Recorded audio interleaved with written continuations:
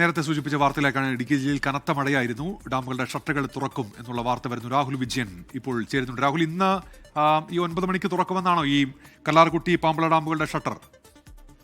ഉന്മേഷ്, ഈ കല്ലാർകുട്ടി പമ്പള ഡാമുകൾ 9 മണിക്ക് തുറക്കാൻ ജില്ലാ കളക്ടർ അനുമതി നൽകിയിട്ടുണ്ട് എന്നുള്ള ഉത്തരവാണ് നിലവിൽ വന്നിരിക്കുന്നത്. ഉച്ചയ്ക്ക് ശേഷം ഹൈറേഞ്ച് മേഖലയിൽ അതിശക്തമായ മഴ പെയ്തിരുന്നു. ഇതേ തുടർന്ന് കല്ലാർകുട്ടി പമ്പള ഡാമുകളിലെ ജലനിരപ്പ് പരമാവധി സംഭരണ ശേഷിയിലേക്ക് എത്തിയിട്ടുണ്ട് എന്നുള്ളതാണ് മനസ്സിലാക്കാൻ കഴിയുന്നത്. ജലനിരപ്പ് ക്രമീകരിക്കുന്നതിന്റെ ഭാഗമായാണ് ഷട്ടറുകൾ തുറന്ന് ജലം പുറത്തേക്ക് കൊടുക്കാൻ വേണ്ടിയുള്ള അനുമതി നൽകിയിരിക്കുന്നത്. മുതിരപ്പുഴയാറിന്റെയും പെരിയാറിന്റെയും തീരത്തുള്ളവർ ജാഗ്രത പാലിക്കാൻ പ്രത്യേക നിർദ്ദേശം നൽകിയിട്ടുണ്ട്. കല്ലാർകുട്ടി ഡാമിന്റെ ഷട്ടറുകൾ തുറന്നാൽ മുതിരപ്പുഴയാറിലേക്കാണ് ജലം ഒഴുകിയെത്തുക.